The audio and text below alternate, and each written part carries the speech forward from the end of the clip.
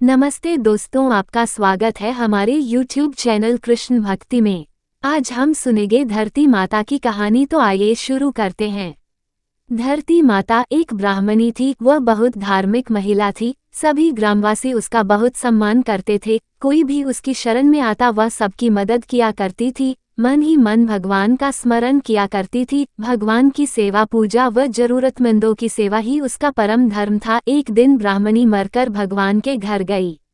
वहां जाकर बोली, मुझे बैकुंठ का रास्ता बता दो। स्वर्ग से एक दूत आया और बोला, ब्राह्मणी आपको क्या चाहिए? वो बोली, मुझे बैकुंठ का रास्ता बता दो। आगे आगे दूत और पीछे ब्राह्मणी मंदिर तक गए। ब्राह्मणी बहुत धार्मिक महिला थी। उसने बहुत दान पुण्य कर रखा था। उसे विश्वास था कि उसके लिए बैकुंठ का रास्ता अवश्य खुल जाएगा।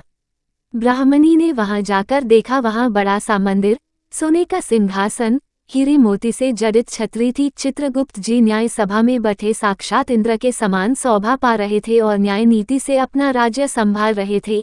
यमराज जी सबको कर्मानुसार दंड दे रहे थे। ब्राह्मणी ने जाकर प्रणाम किया और बोली, मुझे वैकुंठ जाना है।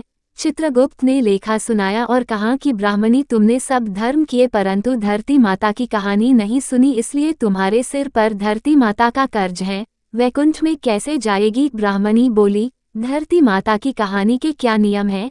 चित्रगुप्त जी बोले, कोई 1 साल, कोई 6 महीने, कोई 7 दिन ही सुने पर धरती माता की कहानी अवश्य सुने, फिर उसका उद्यापन कर दे।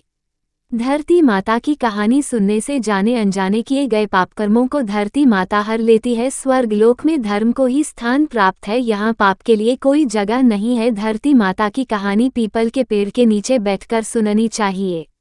ये बात सुनकर ब्राह्मणी ने प्रार्थना की कि मुझे 7 दिन वापस पृथ्वी लोक पर जाने दो, मैं कहानी सुनकर वापस आ जाऊंगी। चित्रगुप्त जी ने उसका लेखा जोखा देखकर 7 दिन के लिए पृथ्वी पर भेज दिया। ब्राह्मणी जीवित ही गई। ब्राह्मणी ने अपने परिवार वालों से कहा कि मैं 7 दिन के लिए धरती माता की कहानी सुनने के लिए वापस आई हूँ। इस कथा को सुनने से बड़ा पुण्य मिलता है। उसने पीपल के पेड़ के नीचे बैठकर परिवार के साथ 7 दिन तक धरती माता की कथा सुनी। 7 दिन पूरे होने पर वापस धर्मराज जी का बुलावा आया और ब्राह्मणी को वैकुंठ में श्री हरि के चरणों में स्थान प्राप्त हुआ। जो कोई भी प्राणी धरती माता की कहानी सुनता है, मृत्यु के समय सभी पाप कर्म धरती माता हर लेती है। वो प्राणी को वैकुंठ में स्थान प्राप्त होता है।